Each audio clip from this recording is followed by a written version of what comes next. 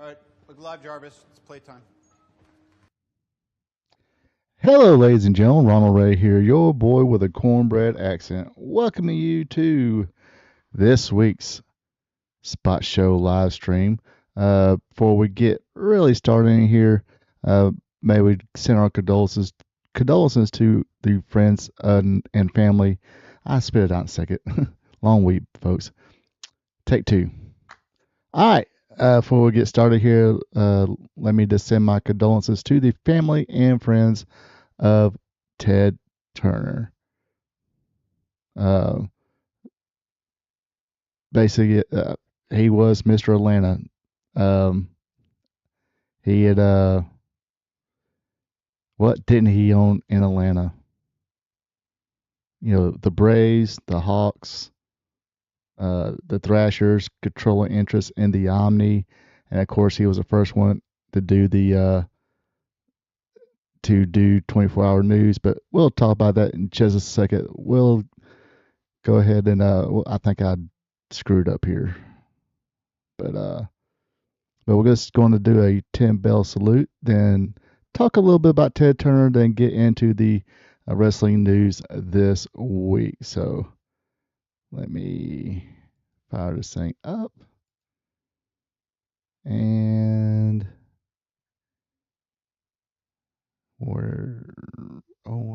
there we go.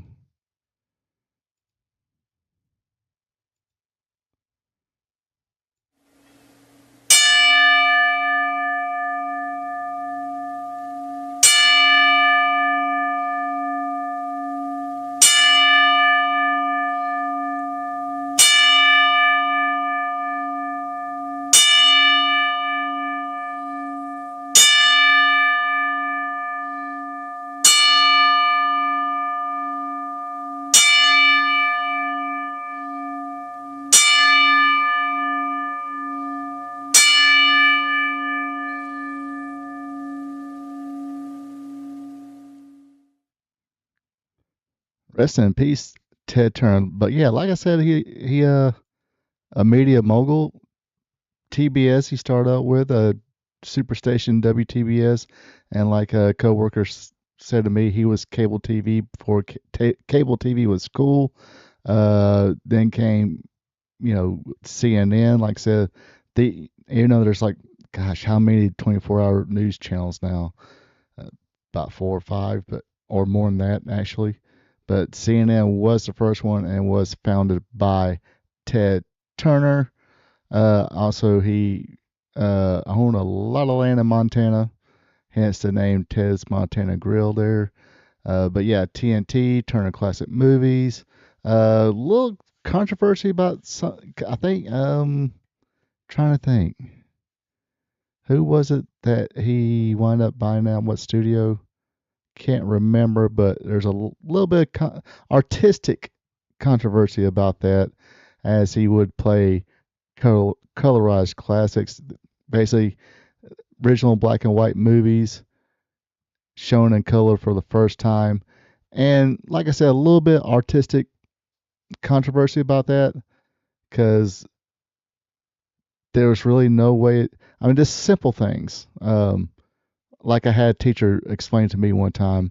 We watched the original "It's a Wonderful Life," and well, I mean original black and white, and she says like they don't know if uh they meant the character to wear a red. I mean, it was something simple like that, but I know it sounds kind of like off the wall, but the way she kind of explained to me, um, and she, she was like, not sure that the character was supposed to wear a red jersey or red sweater, blue one, black one. Sometimes when they film stuff, they, especially nowadays, they have a character meant to dress in this to kind of express this and all that good stuff. A lot of artsy stuff I can't really explain right now, but she kind of explained to me just like that, and kind of what, like I said, way it's important. Uh, Sometimes you have a character in mind. dressed a certain way, and then it kind of expresses the scene or that the mood of that character as well. So that's the reason the color of sweaters or outfits kind of paid a kind of meant something even then. But everything was in black and white, so not sure what they're kind of going for as far as color design to fit moods and stuff like that. That's why she explained it to me. And yes, this is when I was in like 8th grade, so I've slept since then. So a lot of little things I can't remember, but yeah, he had that. And like I say, he owned sports teams too in Atlanta.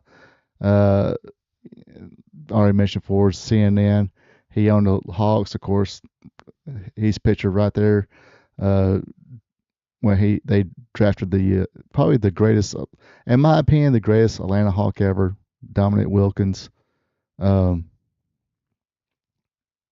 Probably, I'd almost say if you had that Atlanta Hawks team now without Michael Jordan and the Bulls, what they build up, and Boston, what they had, Lakers, what they had, I'm pretty sure Hawks. Well, okay, it is Atlanta, so they probably went to the playoffs. That team and found a way to screw it up. But anyway, I digress about that.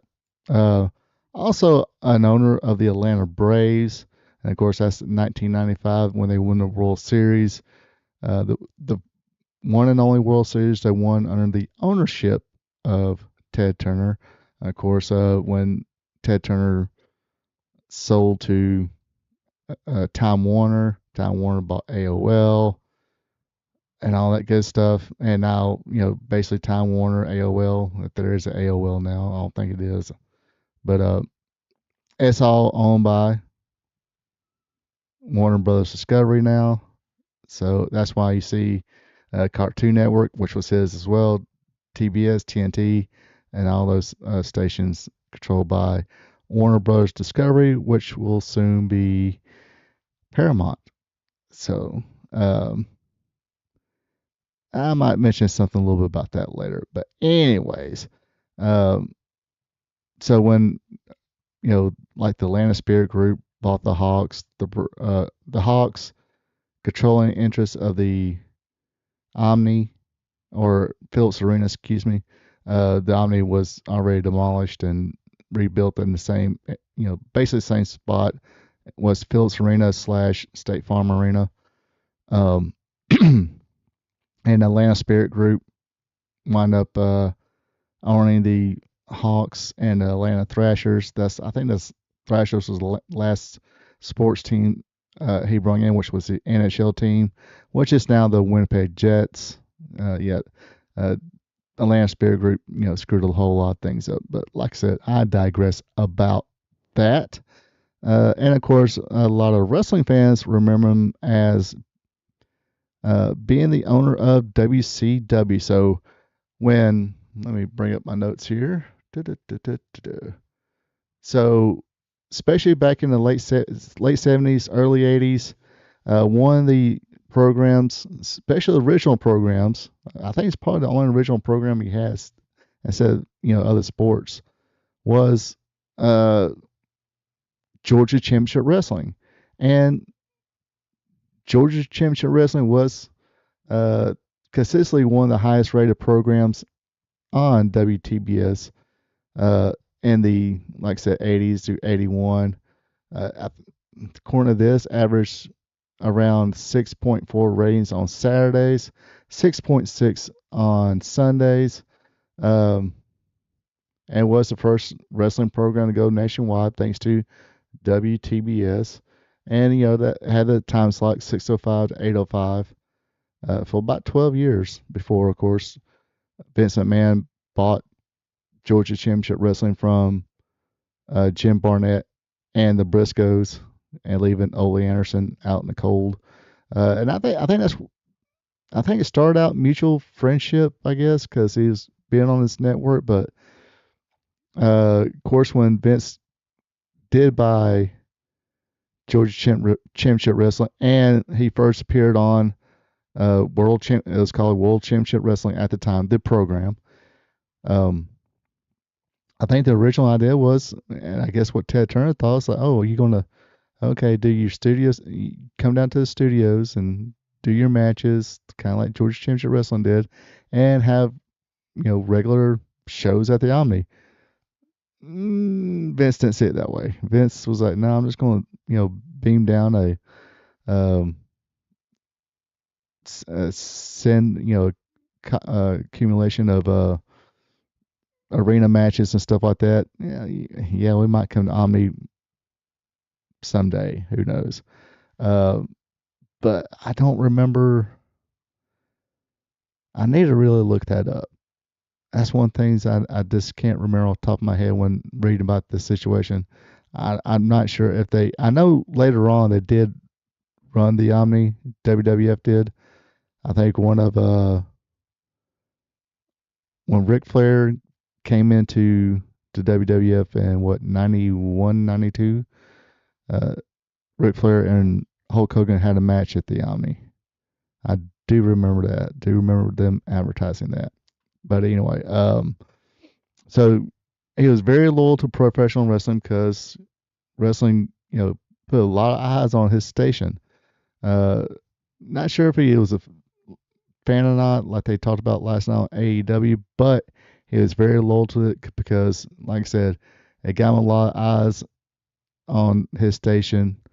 So when you have a lot of eyes on your station, when you have a program that gets you high ratings, viewerships, and stuff like that, you tend to want to be loyal to that product, um, and you quickly will become a fan of that.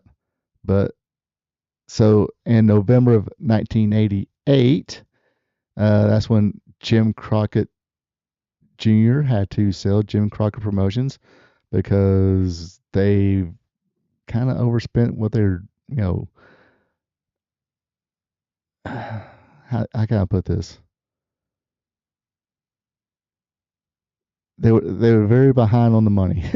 They were basically running out of money, even though they were kind of making money, sort of here and there. But so anyway, Ted Turner basically Crockett, layman's terms, he was trying to compete with Vince and try and run all over the place, even to the point where he was going to move the Jim Crockett Promotions office from Charlotte to Dallas, Texas. Don't make sense, but that's what he was wanting to do. Of course, he had these planes flying the wrestlers around, and I just recently watched the Midnight Express interview, and Bobby Eaton was talking about that, and he's like, "Don't understand why we're flying. We've drove it plenty of times, and I'm not sure." Basically, he's trying to be uh, maybe millionaire trying to be a billionaire, I guess, or a thousandaire trying to be whatever. But either way,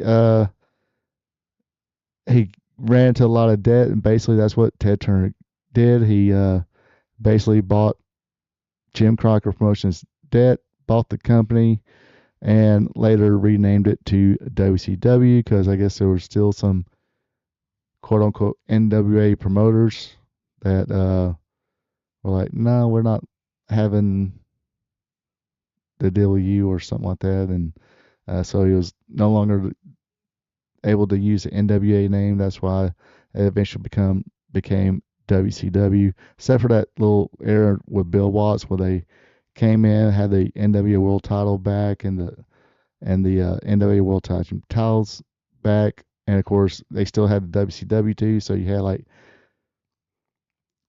you had Doc and Gordy being not only WCW Tag Team Champions but NWA World Tag Team Champions as well. Yes, I digress a lot about this stuff, but anyway, like I said, kind of a controversial guy, but controversies are not here to talk about that. Go ahead and give him his flowers for at least trying to. And the one thing that they did say, Steen did say that I do believe it's true, and a lot of people kind of pretty much said the same thing as he have all this office meetings and stuff like that. So hey, we gotta get rid because that nobody at TBS corporate offices or Turner Broadcasting's office care to have wrestling on their station. It was beneath them. Blah blah blah. We'll run more Andy Griffith. Okay, I'm making that part up. But anyway, um, but he would say no. I'm not canceling this thing. They, we might be in the red, but it still puts a lot of eyes on the station and all that. So he kept it going, and I will say I think there's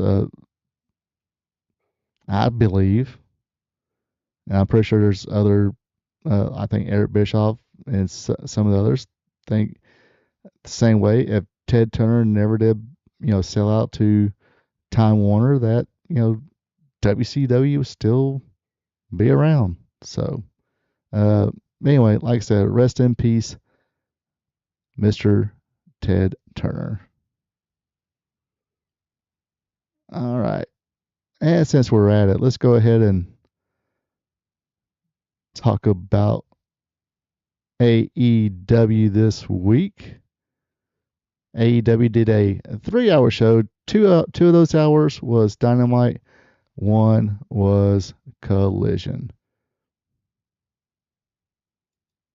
Again, I said this is recorded live on Spot Show live stream. So if you're just watching this portion of it, check out the replay of Spot Show live stream and join me next Thursday for Spot Show live stream at 8 p.m. Eastern. So yes, 3-hour special, 2 hours of Dynamite, 1 hour Collision. Let's go. Let me find my notes here. If my mouse will cooperate. And it did take place at the North Charleston Coliseum in North Charleston, South Carolina. I got, man, probably missed it away. I probably could have went to that show. I'm not. If anybody in the chat, how far is Charleston from, or anybody watching this, the recap? Let me know how far is Columbia to North Charleston. I think it's pretty far, ain't it? It's back on the coast. Okay, I probably wouldn't have made it that one. But anyway, that's where it took place at. And it did begin with Tony Schiavone coming out, brought out Sting. They had some choice words for Ted Turner, giving him his flowers and talking about how he was loyal to professional wrestling when he owned it. Yeah, they took a little stab, and kind of gave Tony Khan his flowers too, talking about, there's only 2 billionaires who actually loved wrestling. That was Tony Khan and Ted Turner. Anyway, I guess they had to go there, but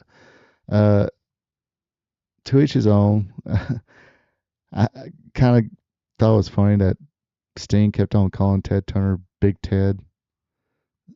Not sure what that was about, but I don't know. Sometimes it seems like some of the things he was saying was true, but sometimes when they especially Tony Schiavone there and everything else, it's like, and a lot of things in AEW, it doesn't come off as authentic to me. But they did. I thought it was a nice tribute, and yes, of course I forgot to mention when Time Warner, who's owned by WB, Warner Brothers Discovery, kicked him off the air for a lot of, pretty much caused the downfall of WCW, but they did bring it back, brought back professional wrestling in the form of AEW. But yeah, so they talked about that, gave him his flowers, gave him a nice 10-belt salute as well. First match of the night was a AEW Continental Championship Eliminator match. Juice Robinson went against the champion John Moxley. Pretty good pretty snug matchup here. Gosh, I wish they can. I wish they was still pushing him with the guns and of course Jack White. He's not Jack White. What's his name? Anyway, you know who I'm talking about. Um, he's out, and it's like not sure if he's ever come back. I ain't heard anybody mention his name, um, but yeah, kind of wish they were still pushing like they were before, but and people seem to like Juice. Wasn't a whole lot of crowd reaction on this one, but it was John Moxley winning with a rear naked choke. So poor Juice Robinson does not get a AEW title shot. Next up, we had double Jeopardy match. It was Dax Harwood, one half of the AEW World Tag Team Champions, going up against Orange Cassidy, one third of the AEW Trios Champions. Basically, whoever wins here, they get their partners together and go after each other's championship. Solid stuff here in this match. Can't really complain about this one. There's not a whole lot of dumb shit going on. Not in my eyes, anyway. Like I said, solid match. Cassidy did a good job selling the fact that his hand could be injured from when he hit the post, trying to hit. I think he's trying to hit Stokely at the time, and they moved out of the way. He couldn't capitalize on the orange punch and only got a 2 count for that. Dax went for the cross armbar, but Cassidy would counter and wiggle out of it. Goes into a roll up for the win. 1, 2, 3. So Orange Cassidy wins. That means the conglomeration will get a shot at the AEW World Tag Team Championship, which there's 3 of them. How they do it, it's only going to be 2 of the 3. Will it be Kyle O'Reilly and Roger Strong going against who the champions are when they face them, or will it be Orange Cassidy and one of those guys going after FTR or whoever the champion shall be once they get their championship shot? Chris Jericho, he was in the back talking to Renee. Say, you know what? I want to take this microphone, go to the ring, because I want a one-on-one chat with Ricochet. He goes to the ring, calls him out. Ricochet does come out, but he comes out with a Gates of Agony, challenged Chris Jericho to a stadium stampede. Chris Jericho said, yeah, sure, let's go.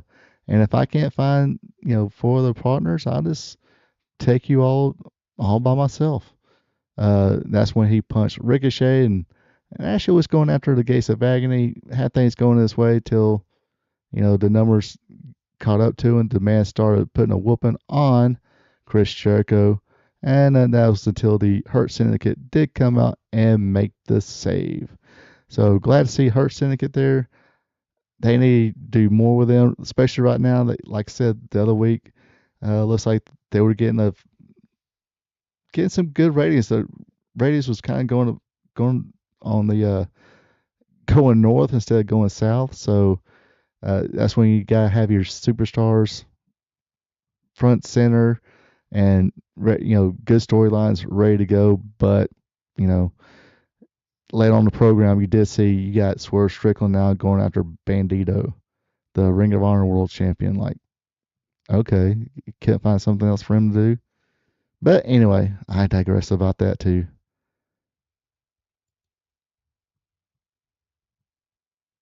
We had an AEW International Championship match here.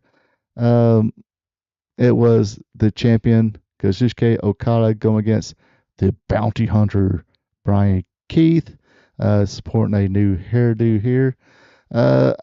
This was another match. It was good, but was given way too much and went way too long. Nothing against Brian Keith, but he's not up there as far as stars. So this one shouldn't even gone through a commercial break, in my opinion. Definitely not given 50% or more of the match. Should have been somewhat dominated by it because she got Okada, but it is what it is. Nevertheless, though, Okada did win using the Rainmaker.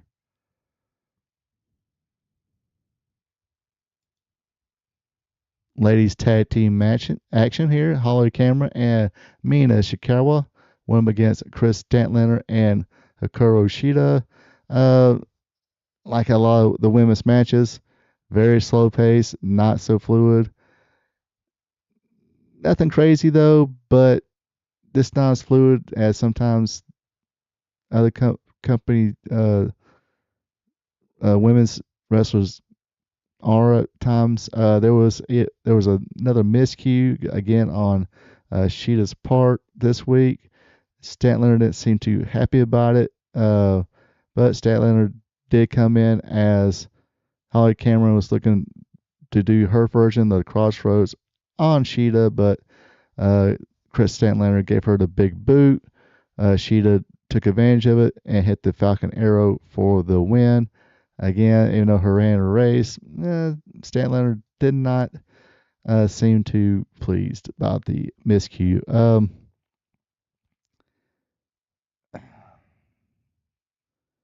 They just put Chris Statlander in so many.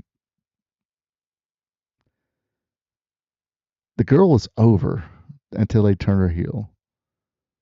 Then, it, it, to me, it kind of not really killed her, but it was kind of hard to take her seriously after two straight pay-per-view losses to Mercedes Moné. The last one is where Mercedes Moné kind of controlled a big portion of that match. So then she finally did win a title, and it was like, yeah, okay, whatever. But unfortunately, it's one of those. Uh, Even though she is the star there, somewhat, let her kind of chill somewhere for 3 months. They ain't not like they don't ever do that anyway. Then kind of rebuild her up slowly. Probably that will probably do her some good. But anyway, that's my opinion on that. And in the main event, of course, it was for the AEW World Championship. It was Kevin the Jet Knight, the current TNT champion, going against the world champion Darby Allin. Decent little match here. A lot of high risk stuff. There was even a spot where Darby got thrown from the top rope to the floor, and not good, not good for the hips. Then uh, Kevin Knight did a uh, springboard lariat from the ring to the table. Looked like he let that leg might have hit something, might have been Charlie Horse or something like that. But he did a good job selling the leg.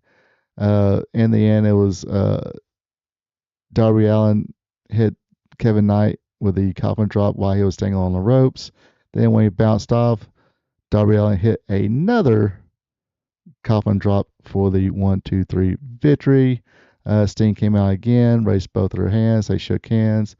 Good sportsmanship and all that good stuff. And that's when MJF made an appearance. He came in and said, "Look, Darby, nobody wants to see his champion no more. Um, so won't you just give that title back to me or give him my rematch?"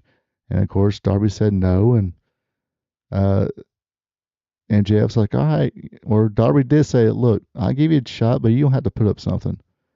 And he was like, MJF's like, how about my battle bowl ring?" Darby said no to that. Uh, MJF said, put up, the scarf. Of course, Darby said no to that. Kind of weird, but MJF said, "Hey, what about $1 million?" And Darby said no to that. He said, "No, I want you to put up the one thing you care about more than anything in this world, that you go to Turkey to get it, sewn in and all that good stuff." And he was talking about MJF's hair. So looks like we might have a hair versus world title match coming up. I imagine Double or Nothing. Um, Okada did come in the ring. He did say after his match against Brian Keith that he wants a shot at the AEW World Champion. Okada did appear in the ring again after the exchange between Darby Allin and MJF. Say I want to shot the belt. Darby said, "Okay, you're on, bitch." Uh, so next week it will be Kazuchika Okada against Darby Allin for the AEW World Championship. Of course, they did have their collision after that. Speedball Mike Bailey defeated AR Fox. Jamie Hayter defeated Sky Blue. Roosh defeated Matty Lowe. Had a very short match there. And in the main event of that one, it was the Young Bucks, Matt and Nick Jackson, with the Bang Bang Gang, Austin and Colton Gunn, with Ace Austin, defeating the Death Riders, Claudio Castagnoli, Wheeler Yuta, Daniel Garcia, who was teaming with the Dogs, David Finlay, and Clark Connors. And that does it for this week's AEW Dynamite recap. You folks have a good one. Take it easy, and I'll see you next time.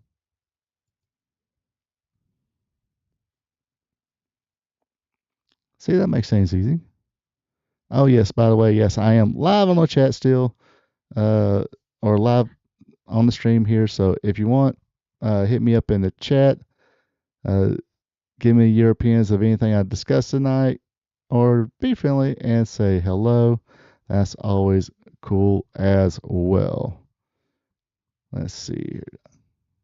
Going to take a quick commercial break so I can take a swig of a drink. It's non-alcoholic. It's a school night. It's a work night. I can't drink alcohol. But anyway, be back at the word from my sponsor. Hello, ladies and gentlemen. Ronald Ray here, your boy with a cornbread accent. If you made it this far in the video, you're having fun. You folks know what to do. Everybody says this, so let's go through the whole routine. If you enjoy it, click on that like button. Also, leave me a comment. Give me your opinions on anything I talk about tonight. Ask questions, or just drop a friendly hello. That's always cool as well. Also, if you enjoy listening to a fan, just like you folks at home, talk about the sport of professional wrestling, be a champ, click on that subscribe button. Now, back to our program.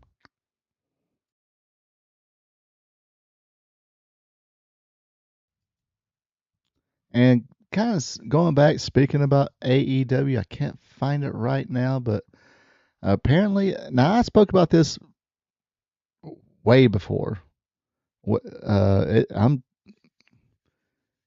if anybody knows, kind of glued me in when I kind of talked about it. I know there were rumors that Warner Bros. Discovery was going to be for sale probably a year ago. And I said, because let's face it, Dynamite was going, and Collision, as far as ratings and stuff like that. And this week's Dynamite was pretty decent. Nothing bad, nothing wrong with it. Like I said, a couple little matches shouldn't have been as long as they were. Um, but it is what it is, because that's just where the best wrestle. But anyway, so we have found out that unless something does change, I'm pretty sure they'll get their approval and all that. But looks like Paramount.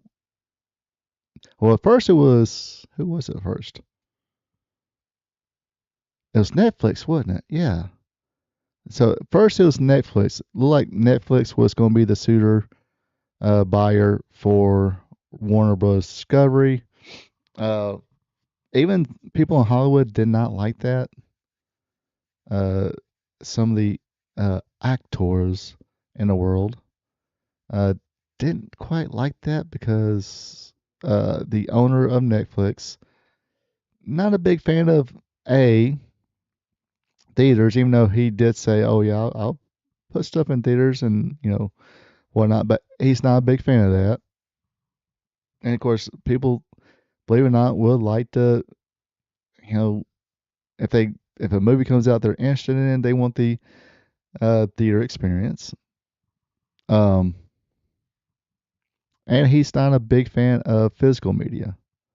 You know, it's Netflix, it's all streaming, and people love physical media because Netflix has done stuff like cut toxic, you know, problem stuff out of movies. So fans didn't really like it, and the Hollywood people, like the actors, and I feel like I got something flying around me or hang. Like that's the reason I keep doing that. It's like feels like something hanging there. But anyway, um, so and like I said, there's go to AVA Pop Culture uh, YouTube channel, Nerdrotic, and all those guys. Go to their channels. They probably the the artist part, the significance as far as movies and stuff like that. They probably better explain to you better than I can. I was doing the wrestling part. I was like, well, why was Netflix buying it?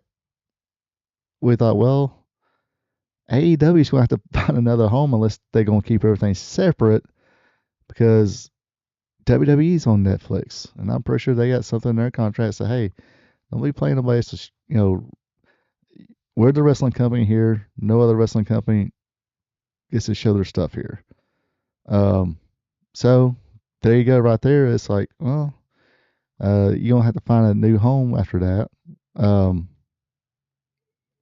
so I guess Paramount did come back and say, hey, we're offering a little bit more money, a little more stock, and stuff like that. And it looks like right now, unless something strange happens again, Paramount is going to be the buyer of Warner Bros. Discovery, which again, some of the actors not so happy about that, but that's totally not the same reason they were against Netflix. um, let's just say that. But it's the adult pretenders being adult pretenders reading from the script, of course, like on that issue. But and I said at the time when we found out that Paramount's going to get it, it's like okay, and we knew that with the Paramount purchase, Warner Bros. Discovery does have some stock in AEW. Uh,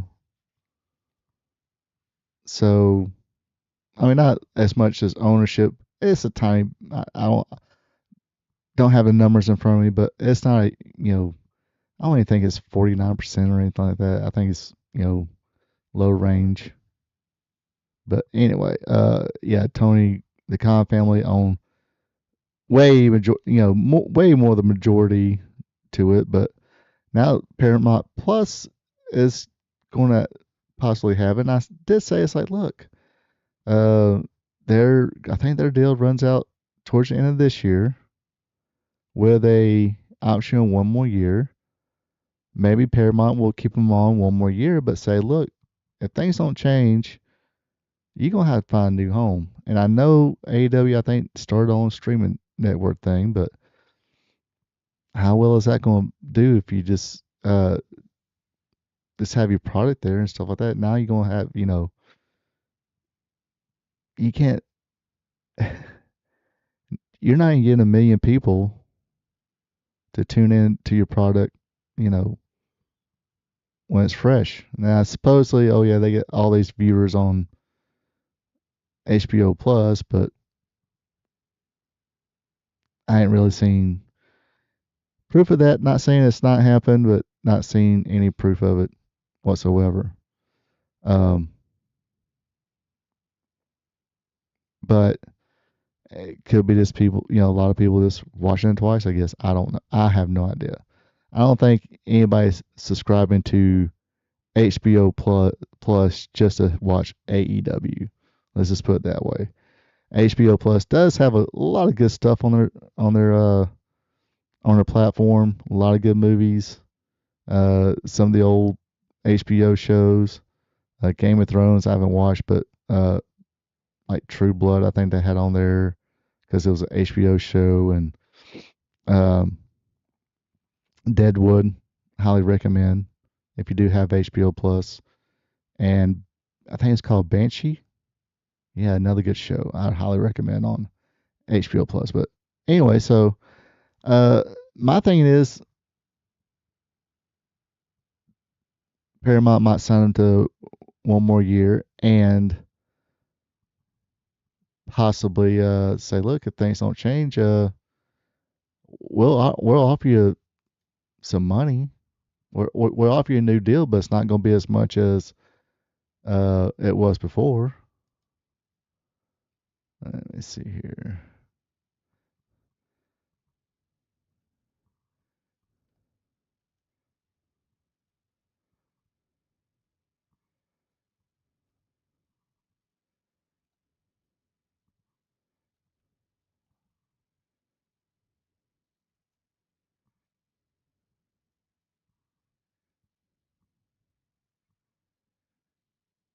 Okay, let's see.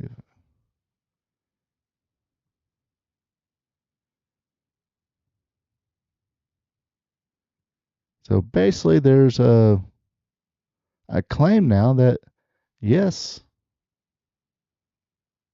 that there is a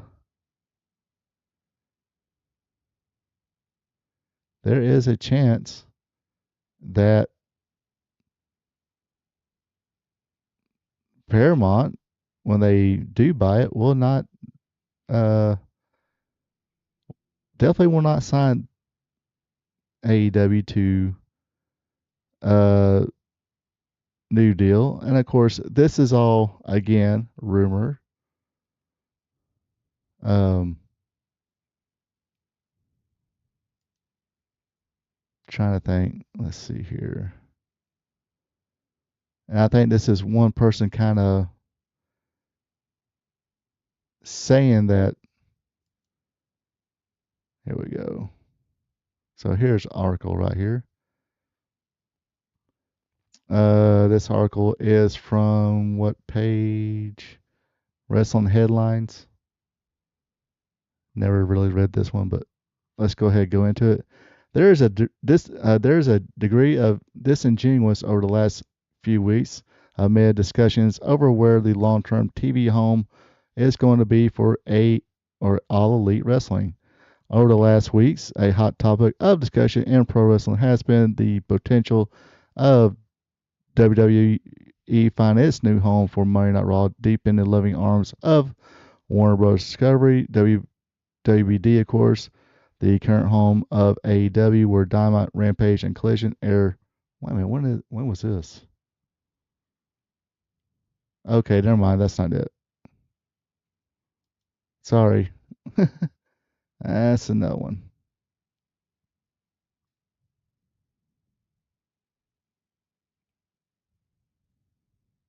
Here, I guess which.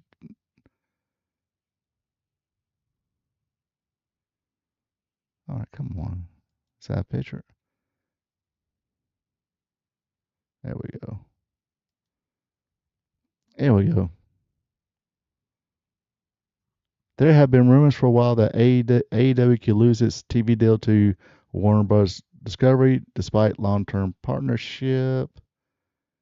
All Elite has been in a partnership with Warner Bros. Discovery for a few years, and they recently inked a new deal that runs until, well, I guess one runs till 2028. I guess the Google lied. However, WBD is now set to be purchased by Paramount, which has led to discussions regarding the Jacksonville-based promotion's future. Some reports have even claimed that Tony Khan has been informed that their TV deal won't be renewed.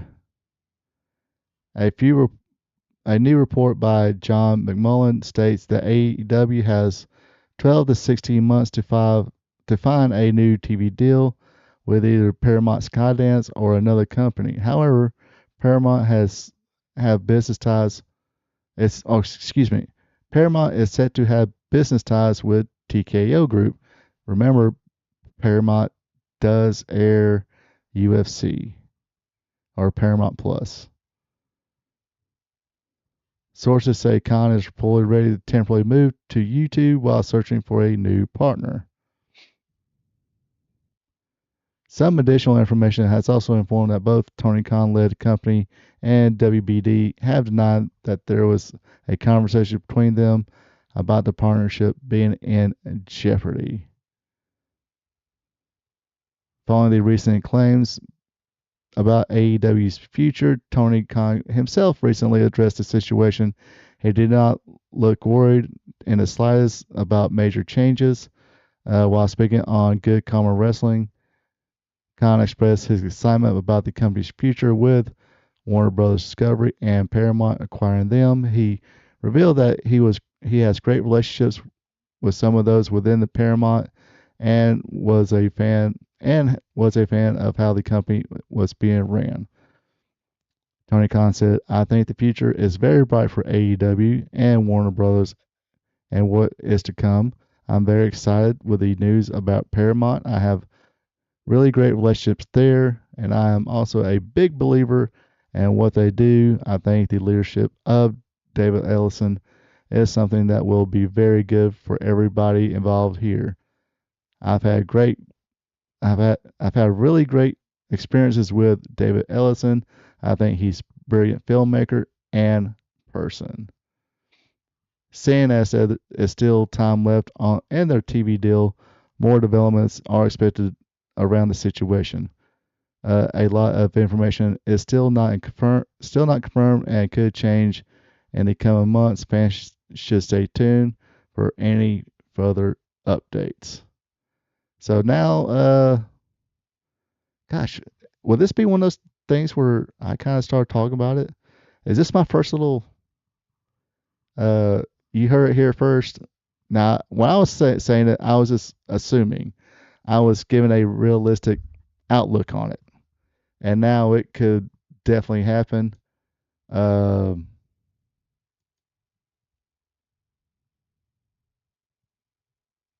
and I didn't even put the exclamation point about how how Paramount Plus does air UFC, which is also owned by TKO. Uh, so there's some development stuff to talk about of that situation. Give me your thoughts about that in the chat or in the comments. So moving right along here,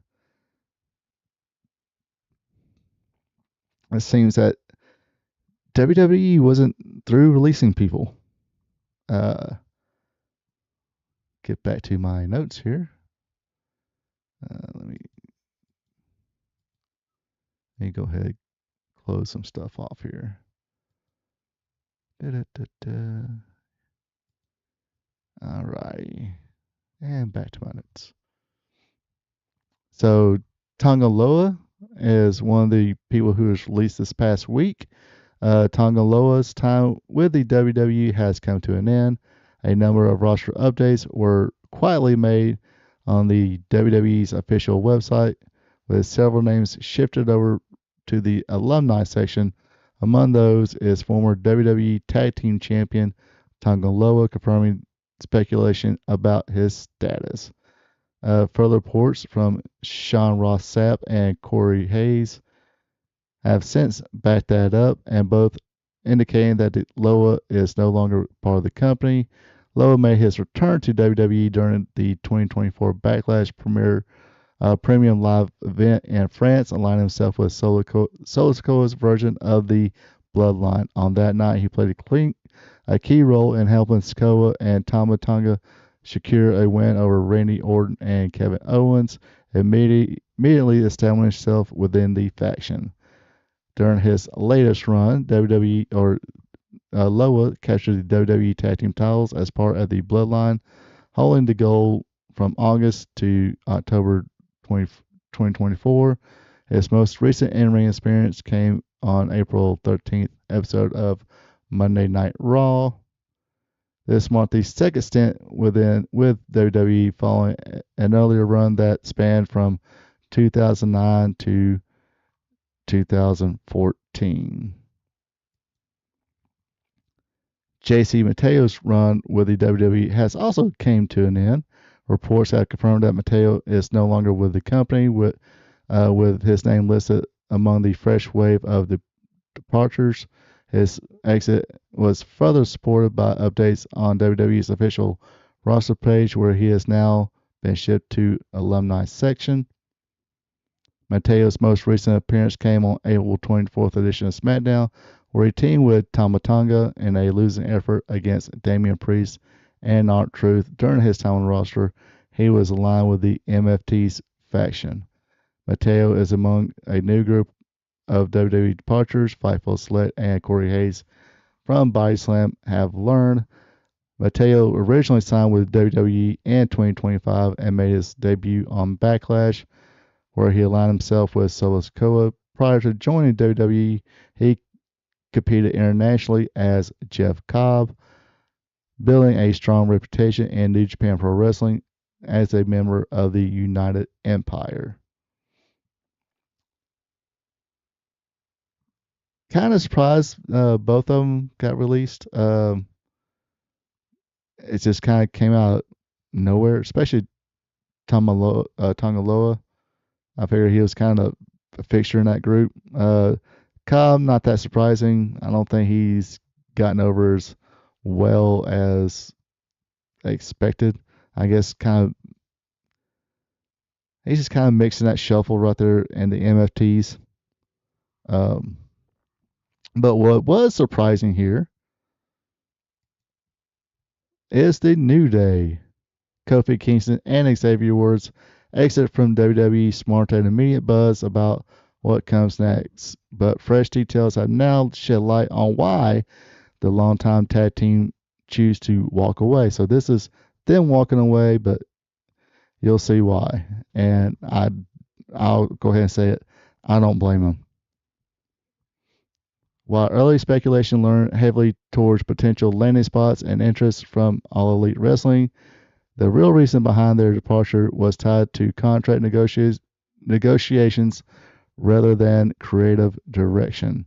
According to Brian Alvarez, the situation unfolded after the duo was asked to transition their existing agreements into new deals under the TKO group holding structure. Kingston and Woods ultimately declined those terms, leading to their release despite their contracts not being up. We can also confirm that the case of the New Day is their decision to leave based on what TKO was offering for a new deal. To be specific, New Day's deal were not up. They were asked to restructure to TKO deals. They didn't like the deal, so they were then granted their release. Interest in the pair is already building elsewhere within AEW. There is said to be a significant internal excitement over the possibility of bringing in the New Day and integrating them into their roster. There are a lot of excitement in AEW circles about the potential of the New Day coming to the company. PWInsider.com can confirm. One matchup continues to generate the most buzz behind the scenes. Sources have highlighted a long teased clash between the Young Bucks and the New Day, a dream match that has been hinted for years across interviews and social media, but never came to fruition due to promotional barriers. We've heard from a number of people connected to the company who point out the Young Bucks and New Day have teased the idea of wrestling each other going many years back, but now everyone may finally be able to actually deliver that bout. That doesn't mean the team isn't coming in, but there are some who are excited about the idea that match finally will happen. So apparently, supposedly, I will say what I've heard was TKO was basically cutting their money, cutting their deal. Now I think they were signed to, I think pretty recent, from what I heard pretty recently, to a 3-year deal. I think this is barely. I don't think they're. It could be a year or just barely into the second year of that contract, and they were already asked to cut the deal. I think, what was it, seven figure, high six or seven figures each for Kofi and Xavier Woods, and they came in and say, "Oh, you know what? Let's cut that in half or something like that." And I don't blame them. I don't blame Xavier Woods and Kofi Kingston and saying, "No, this is the deal we signed 3 years ago." Uh, and yes, I totally agree with the point where, hey, TKO, WWE, whatever, you signed that deal. You present that contract. You signed your name to it. They signed their name to it. Honor that contract. It'll be very hypocritical of me saying, you know what, screw that. You know, they should just, be happy with it. No, they shouldn't. Honor your contract. Just like if I say a wrestler leaves, walks out mid contract, not fulfilling the contract, that's wrong. Guess what? This is equally as this is from the company side. Uh, this is wrong of the company to do this. You signed a deal for this amount of money, honor that contract. Now, when that contract runs up, then say, hey, you know what? Uh, kind of like when I was talking about the, well, not okay. That's totally different. Anyway, forget what I said. You kind of say, look, guys, you have been here a while. You not really as over as you once was. Getting injured a lot, but we still want to keep you here. How about you know half of what you made last year? You can kind of be like a kind of an attraction. We can let you work less day. Less days for less money and all that good stuff. But that would be after this current contract was up. You should maybe offer them that afterwards. Maybe. And they, hey, contract's up. They can say, sure, let's go, or screw that. I'm pretty sure AEW will, Tony Khan will sign that blank check for him. I have no doubt about that. I mean, if it is, it won't be significantly less. And the rumor is that this was for significantly less than what their original contract, you know, uh, called for. I mean, wanting to restructure. And I mean, like I said, as of right now, we ain't heard their side of the story. It could be one of those, look, well, let's restructure this, less money, but more years or something like that. That way you'll have a guaranteed job for so many years. Maybe, who kind of like that when or how about this? Kind of like professional teams do this with like a star player. It's like, hey, we're trying to bring some, new players in, help us, win championships. Tell you what, so we won't take that hit down the road. We'll give you a lump sum now, then pay you less per year. I don't know if they came up with that. I'm not sure if you can really do that. I mean, I'm pretty sure you could do that in wrestling. I don't know how much sense it would make, but it kind of does make sense when you talk about sports teams and they have you know, uh, a what do you call that? Um, anyway, I said it a while ago and I totally forget it. Um, what do you call that word?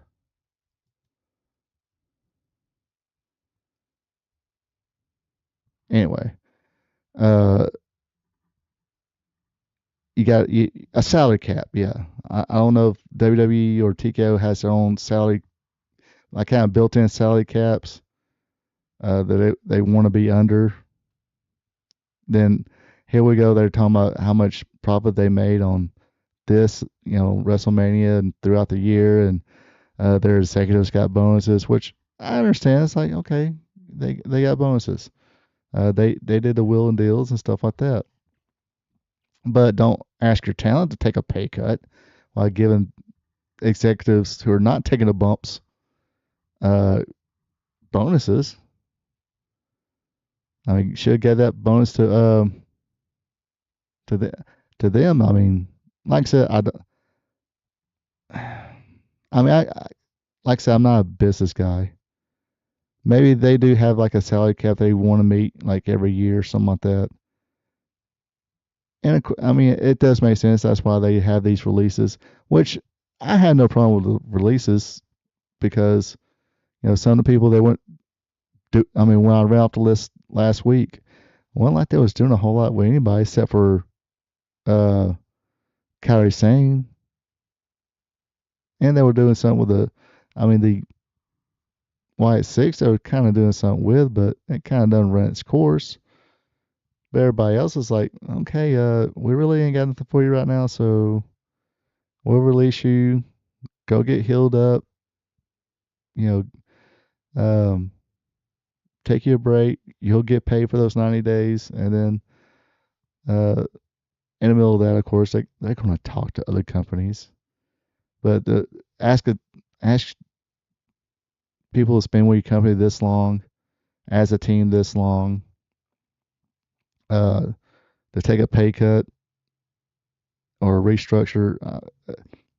When it says restructure, that kind of gets me thinking. There's like maybe there is a salary cap that they want to hit, but look, we won't personally take that hit if we give you a lump sum now. Then, um, but obviously that wasn't the case here because maybe if there was a lump sum deal to take a little less per year and get a bunch up front, signing bonus like they do, pro sports players. Um, I'm pretty sure they might would been okay with that, but it almost seems to me that no, they just want to restructure as in cut their deal, pay them less money, and not honor their original contract, which is completely wrong. If you ask me, again, hit me up in the chat, hit me up in the comments, and let me know what you think about that. How would you like for you go to work and your boss says, okay, we're gonna pay you a salary of this much for a year. Yeah, it's regular job. Uh, or 2 years, we'll pay you this much, for 2 years. Then 6 months into it, they're like, you know what? Let's restructure that. We're gonna pay you less now. It's like, no, I kind of made. I was kind of liking this money. It's like, okay, I can, uh, you know, pay a little extra on my mortgage so I can pay it off early or whatever. And I've already done made financial plans with this, so and including saving a whole lot more because I'll be making a whole. Anyway, I digress on that. So yeah, you gotta look at it like that. Anytime you look at things in entertainment and sports, you kind of gotta put yourself in. Okay, what would you say to your boss if they tell you, take less? You don't have to take less. Now, of course, when you're up there in age and you're like, you know what, we can't pay you anymore, or I think we had one of our office manager. Um, she recently was like, look, I want to be off this day. I work this day, this day, this day, but I'm gonna be off. I think I'm not sure. I'm not trying to get her business. I'm not gonna mention her name, but not gonna. I think it's like Monday and Friday she's off, whatever. But she's like, you know what? I even take less money to be able to do that, and she did. So, uh, but yeah, like I said, I don't know what the deal inquired, and basically it wasn't good unless if it was good they would have stayed, but it definitely wasn't good. So they were like, yeah, screw y'all, we're out. So they got their release, and if that's the same thing with a lot of people.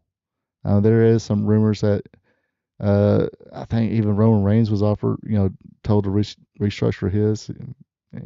He'll probably tell them to kiss off. But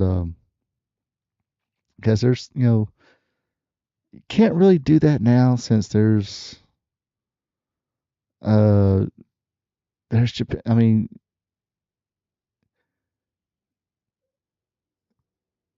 there's another $1 billion player in this, and he's probably more than willing to sign a big fat payday for them. Um, so there's that. All right. And speaking of the WWE, let's get to it. Let's see. Scroll through my notes again. I have notes, just not formatted like a professional. So I gotta go scroll up and down for everything. Here we go. This Saturday it is WWE Backlash, the pay per view or premium live event, excuse me, after WrestleMania. And basically, I'm not looking for this to be a great pay per view or anything like that. I think last year's Backlash wound up being pretty decent, if I remember correctly. But yeah, I'm not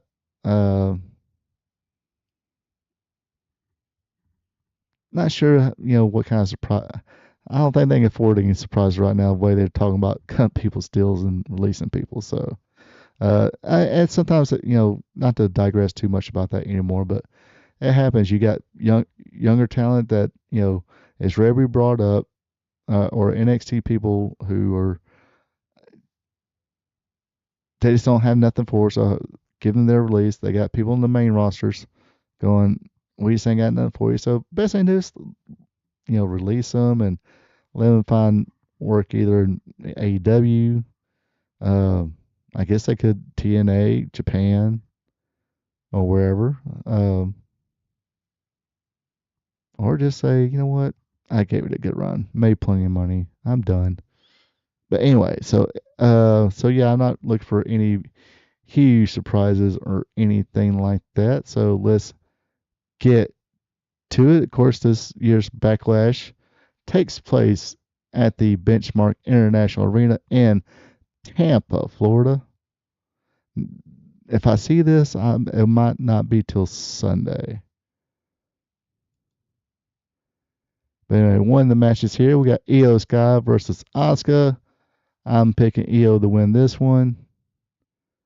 And I guess I would not be surprised if Asuka might wind up being released. She's been there for a while. I don't know what her contract looks like. Uh, or they could, Io wins. Then come Monday, Asuka's she earns, Asuka's respect and they form a babyface tag team.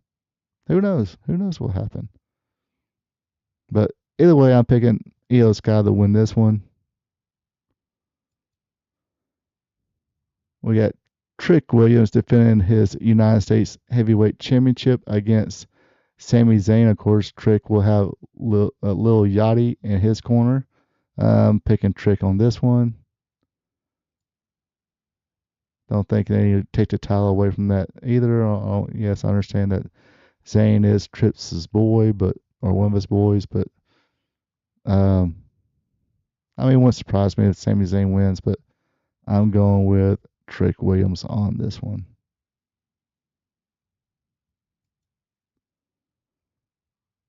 And we got singles match here: Seth Rollins versus Braun Breaker. I'm going with Braun Breaker on this one.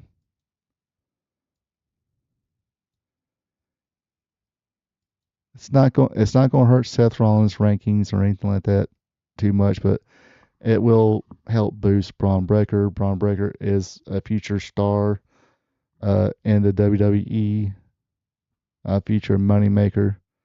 And I've been saying this for years, and I agree with I think Kevin Nash. He's even said something about recently that they need to drop the breaker part and just call him Steiner. Everybody, I think everybody gets it now that he's, you know, Rick Steiner's son, the nephew of Scott Steiner. Just call him a Steiner. It's kind of like the Charlotte deal. It's like just kept her Charlotte, calling her Charlotte. Then they finally inserted the Flair thing. So same thing here. Just call him Braun Steiner. it'll be all good. But anyways, it's going to hit that 23 mile an hour spear on Seth Rollins and win this one. Maybe a little help from the Vision, but we should see. All right, tag team match here. Danhausen with a mystery partner versus The Miz and Kit Wilson. I think rumor has it it's probably going to be CM Punk. No problem with that. Not sure who else it could be.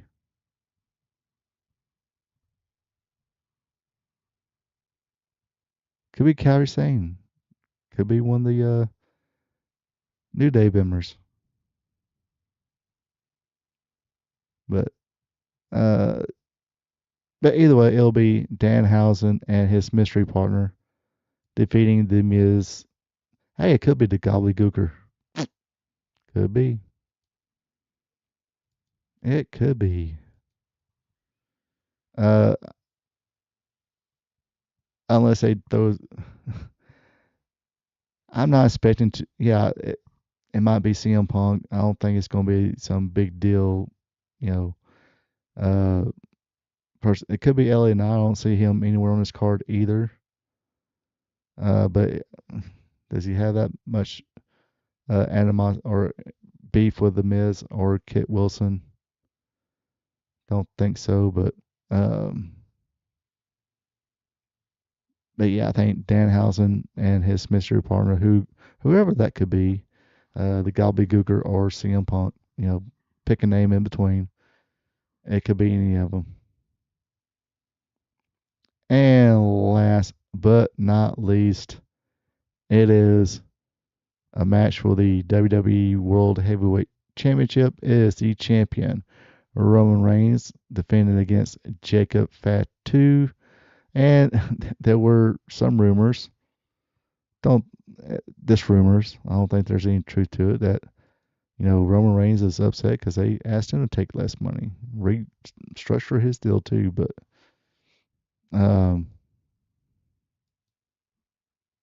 so if that's the case, yeah, I guess Jacob Fatu will be getting the belt. I don't know.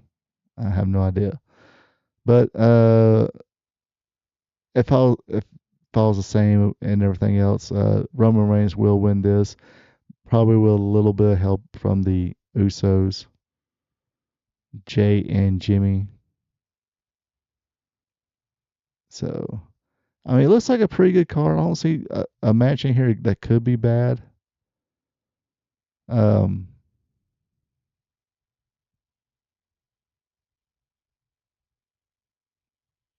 I mean, Trick and Sammy, they had a decent match on WrestleMania. Pretty sure they'll have a good match. EO's been having great matches for, gosh, at least in the last couple, 3 years. And I'm pretty sure her and Asuka would, tear it up. Might not be a show stealer, but still going to be a solid match.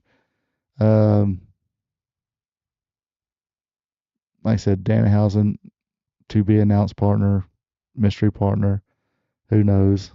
Like I said, if the Gobbledygooker comes out, you might get the biggest pop in the world these days. Just kidding.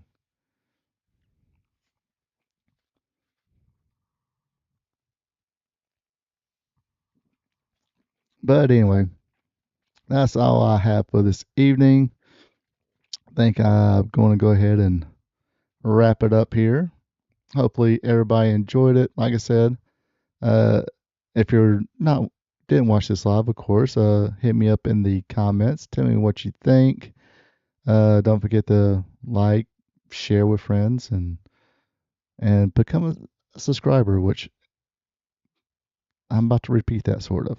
So anyway, you folks have a good one. Take it easy. And until next time. Hello, ladies and gentlemen. Ronald Ray here, your boy with a cornbread accent. If you made it this far in the video, you're having fun. You folks know what to do. Everybody says this, so let's go through the whole routine. If you enjoy it, click on that like button. Also, leave me a comment. Give me your opinions on anything I talk about tonight. Ask questions, or just drop a friendly hello. That was cool as. Also, if you enjoy listening to a fan, just like you folks at home, talk about the sport of professional wrestling, be a champ, click on that subscribe button. Now, back to So long from the peach state of Georgia. Ronald Ray here saying thank you for checking out my video. If you don't mind, go ahead and click that thumbs up button, leave a comment, and share this video with family and friends. I would also appreciate it if you would subscribe to RP2 Vision, where I cover the sport of professional wrestling from yesterday to today. Now, don't forget to click the notification bell as well, so you'll be notified when my other weekly content is available, like Wrestling Trivia Tuesday, WWE Raw Recap, and AEW Dynamite Recap. I also have 2 live streams. Every Thursday at 8 p.m., it's Spot Show Live Stream, where I discuss the latest news in professional wrestling. And on Friday nights at 8 o'clock p.m., it's Wrestling Gold Friday Night, where I discuss the good old days of professional wrestling. When wrestling was wrestling, wrestling was real because it's still real to us. Folks, have a good one and take it easy.